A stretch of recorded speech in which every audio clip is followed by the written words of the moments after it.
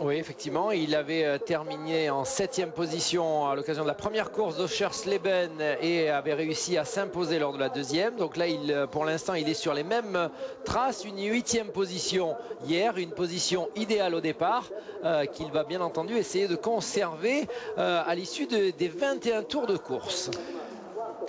Allez, Josef Kral sera donc en pole position dans quelques instants. On suivra avec beaucoup d'attention en deuxième ligne Schlegelmilch et Hammer Müller. En troisième ligne, il y aura Gutiérrez. Il sera sur la gauche de votre image. Il y aura en quatrième ligne à droite. Ça, c'est un coup de théâtre et on voit Chris van der Drift enlever le harnais. Donc c'est mauvais signe. C'est mauvais signe et c'est la catastrophe, on pourrait dire. Bon, il arrête. Ouais. C'est vraiment l'abandon. L'abandon pour le pilote néo-zélandais. 0 point de rajouter au compteur. Il restera néanmoins le leader de ce championnat, mais ne pourra pas boucler le championnat à l'issue de cette course d'Imola. Oui, vous le saviez, il avait 17 points d'avance. Il y en a 10 à distribuer par course. Il reste 3 courses. C'est vrai qu'aujourd'hui, Chris van der Drift ne perdra pas la tête du championnat, mais c'est vrai aussi qu'il pouvait, dans le meilleur cas de figure, être sacré champion dès aujourd'hui. Et qu'au contraire, là, si on imagine le pire des scénarios, pour lui évidemment, et que l'Allemand Michael Hammermüller, son rival le plus sérieux, vient à s'imposer dans cette course d'Imola, et bien du coup, Hammermüller reviendrait à 7 longueurs seulement de Van der Drift, et comme il resterait 20 points à glaner lors des 2 courses de Monza, et bien tout serait relancé, même s'il conserverait les faveurs du pronostic. Le pronostic, la performance, mais ça rajouterait une pression supplémentaire, et je pense qu'il avait à cœur de boucler le championnat, d'arriver déjà en vainqueur pour la dernière épreuve et puis être totalement libéré. Là, effectivement, il rit, mais il rit jaune, je crois. Il rit jaune parce qu'il va être attentif à la course qui va se dérouler, voir si Hammermüller, 4e sur la grille, voiture jaune et blanche, va pouvoir en profiter. Voir si Leimer, voiture blanche et bleue, vainqueur de la course d'hier, va aussi probablement en profiter pour réduire l'écart. Ouais, enfin pour lui ça sera difficile, hein. Il a 28 points de retard, il n'en reste que 30 à distribuer dans ce championnat. Il faudrait vraiment un miracle pour que ce soit Fabio Leimer qui devienne champion. En attendant, dans quelques instants, le départ sera donné sous un ciel désormais uniformément gris et toujours menaçant. On n'a pas encore eu la moindre petite goutte sur le circuit d'Imola, mais on nous dit qu'il y a quand même quelques risques très très légers. Enfin, alors qu'au départ on pensait vraiment être parti pour un joli week-end, samedi dimanche inclus, le soleil sera resté dans le ciel italien seulement jusqu'à midi pile. Il va falloir surveiller, Jacques, si la ligne extérieure est 5e désormais, puisque Sekiguchi n'est pas là, et la sortie pour Mihaishku, le pilote roumain.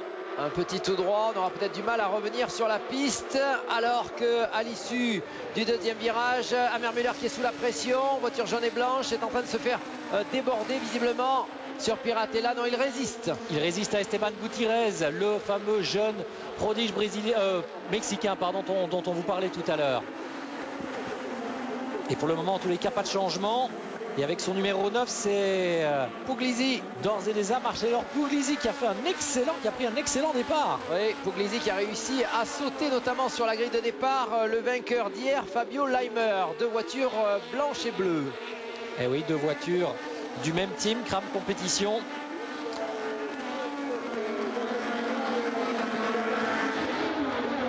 La descente vers Rivazza. Et ça va chauffer pour Hammermüller. Visiblement, Gutiérrez est plus rapide. Il met la pression. Et quel affront il ferait à Hammermüller si, lors de sa première participation dans ce championnat Formula Master, il arrivait à le passer à la régulière. Ah oui. Ah, ça ferait mal, ça. Ouais, puis il confirmerait au grand jour le potentiel qui semble être le sien, le talent qu'il semble détenir. Attention, l'attaque de Bamber sur Josef Kral. Ça va très vite à cet endroit-là et Kral est obligé de s'avouer vaincu. Bamber était sorti de Rivazza avec plus de vitesse. Et le néo-zélandais nouveau leader. Et ça aussi c'est étonnant. Arabadziev devant Thor Graves.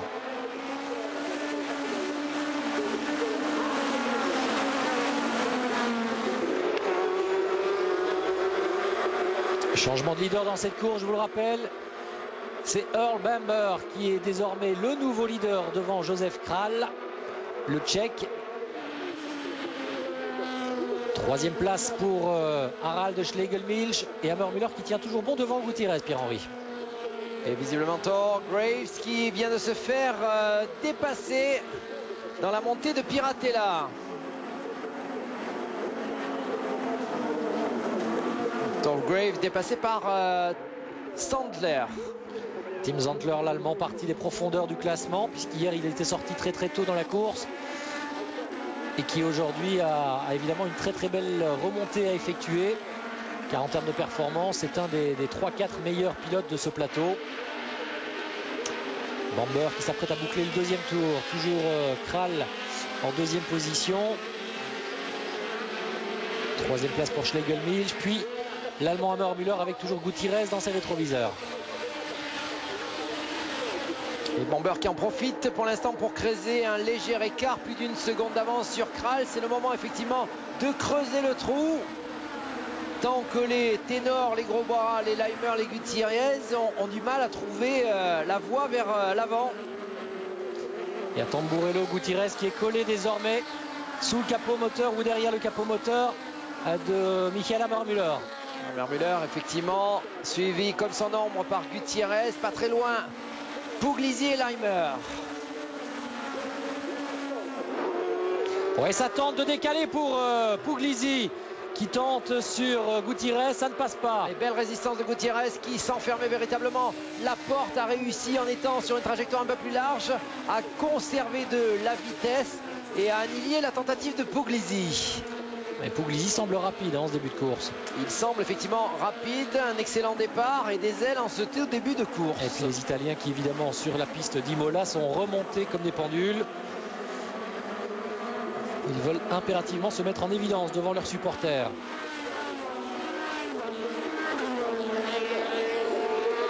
Regardez les bordures que l'on escalade très allègrement.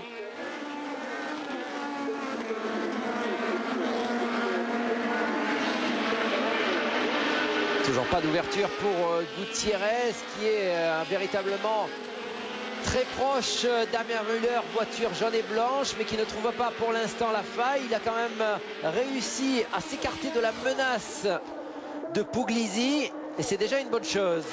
Mais il n'est pas suffisamment proche de Michael Hammermüller pour pouvoir tenter quoi que ce soit pour le moment. Même s'il essaye évidemment de bénéficier de son aspiration, ça ne suffit pas. Attention, Thor Graves une nouvelle fois en difficulté avec Caliendo désormais.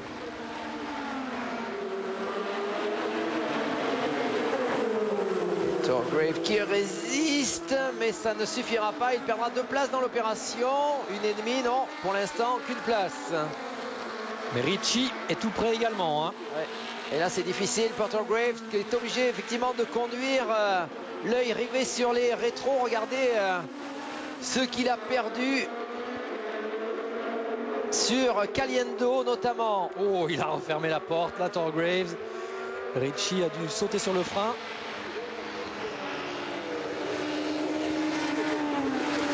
On rappelle que le pilote anglais, lui, dans ce championnat, se fait plutôt plaisir. Hein. Il n'a pas véritablement de volonté d'aboutir en Formule 1. Il a passé allègrement le cap de la trentaine. C'est-à-dire qu'en gros, il a une quinzaine d'années de retard sur c'est l'occasion ses adversaires. De participer à un coût, on va dire, modéré, même s'il faut quand même quelques centaines de milliers d'euros pour participer à cette catégorie. Mais l'occasion de se frotter au peut-être futur grand de la F1.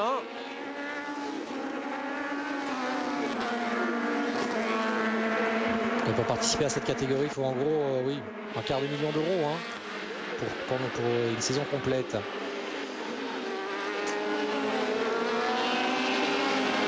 En tête, il y a toujours Earl Bamber. Deuxième position pour Joseph Kral. Et les deux pilotes de chez Kram qui se livrent une belle bagarre entre Fabio Leimer et Puglisi. Et Leimer est passé, me semble-t-il, devant Puglisi. Je disais les deux pilotes de chez Kram, mais c'est pas ça. Hein. Leimer, vous devrez rectifier. Les pilotes de chez Yenser Motorsport. Effectivement. L'Italien, lui, évolue chez Kram.